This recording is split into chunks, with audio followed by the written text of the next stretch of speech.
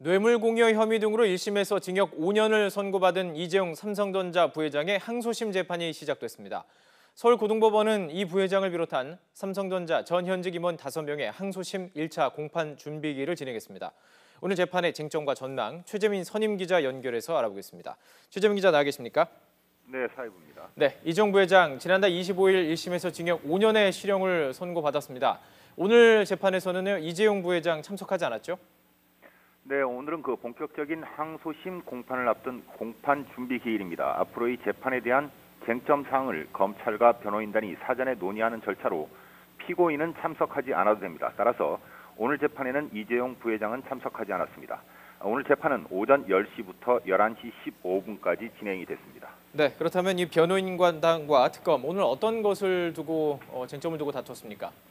네, 그 변호인단은 1심에서 재판부가 유죄로 판단한 뇌물 공여와 횡령, 재산 국외 도피, 범죄 수익 은닉의 규제 및 그 처벌, 그리고 그 국회 위증 혐의를 적극적으로 반박을 했습니다. 무죄를 주장하며 5년의 실형을 선고한 1심 재판이 잘못됐다면서 앞에서 언급한 혐의를 모두 반박했습니다. 예. 반면 특검은 이재용 부회장이 지은 죄보다 1심 형량이 너무 가볍다고 주장했습니다. 더욱이 1심에서 무죄로 판단한 미르와 K스포츠재단 출연금도 유죄라고 맞섰습니다.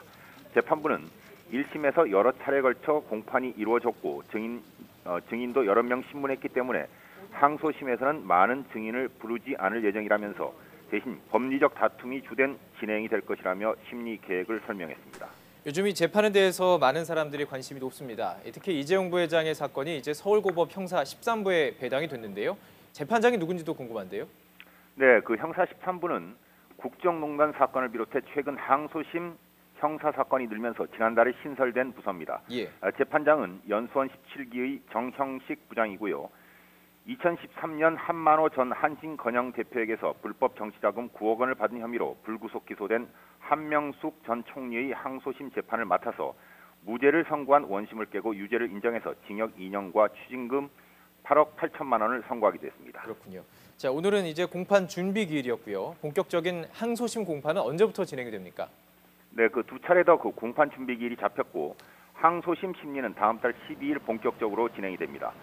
재판부는 다음 달에는 일단 목요일마다 재판을 열고 11월부터는 일주일에 월요일과 목요일 이틀씩 재판을 열기로 했습니다. 2심에서는 변호인과 특검이 추가로 신청한 증거와 1심에서 다뤄지지 않은 쟁점을 두고 다툴 것으로 보입니다. 예.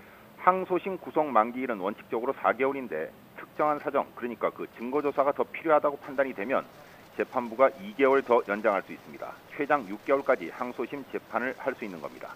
따라서 이재용 부회장의 2심 판결은 이르면 오는 12월 말, 늦어도 내년 2월 말까지는 이뤄질 것으로 보입니다. 예, 이 증인에 대해서 관심이 높습니다. 특검과 변호인단 모두 박 전 대통령과 최순실 씨 증인으로 신청을 했죠. 네, 특검은 우선 그 박 전 대통령과 최 씨를 증인으로 신청을 했습니다. 박 전 대통령은 이 부회장의 1심 재판에서 3차례나 증인으로 소환이 됐지만 모두 거부했습니다. 예.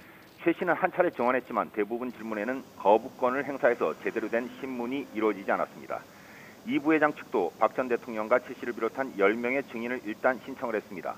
하지만 재판부는 항소심은 일부 그 모자란 증거를 조사하는 것에 불과하다며 마치 새롭게 그 증인을 다시 불러서 보자는 식은 원칙적으로 받아들이지 않겠다고 강조해서 항소심에서는 필요한 부분에만 효율적으로 재판을 진행하겠다는 취지로 받아들여집니다. 예, 그런데 이재용 부회장의 변호인단이 일부 바뀌었다고요?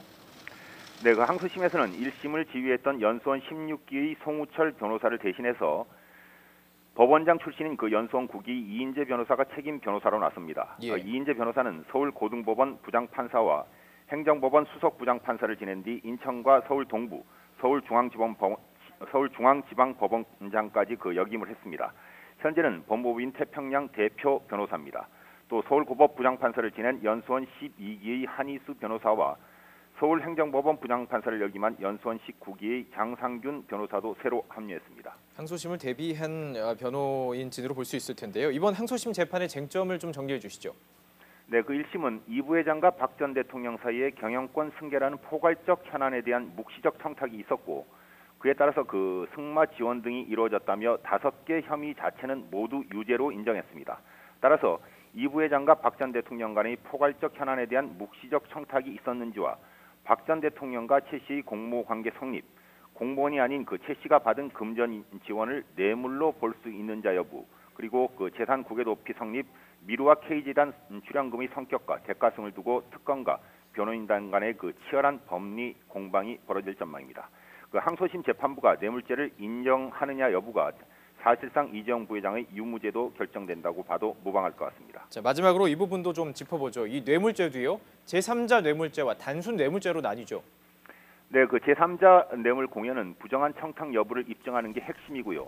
단순 그 뇌물 공여는 그 최 씨와 박 전 대통령이 사실상 경제 공동체라는 게 입증이 돼야 합니다. 그 특검은 삼성이 미르와 K스포츠 재단에 낸 204억 원과 장시호 씨의 동계 영재 스포츠센터에 지원한 16억 원은 제3자 뇌물 공여로, 최순실 씨가 사실상 소유한 독일의 그 비덱 스포츠에 지원하거나 약속한 213억 원은 단순 뇌물 공여로 기소했습니다. 1심에서는 미르와 K스포츠 재단에 낸 204억 원만 무죄로 나머지는 대부분 유죄로 인정했습니다. 그 앞에서도 말씀드렸지만 변호인단은 부정한 청탁이 없었다며 뇌물죄 자체가 성립되지 않는다고 맞서고 있습니다. 예, 최재민 선임 기자와 이재용 삼성전자 부회장의 항소심 재판에 대해서 살펴봤습니다. 말씀 고맙습니다.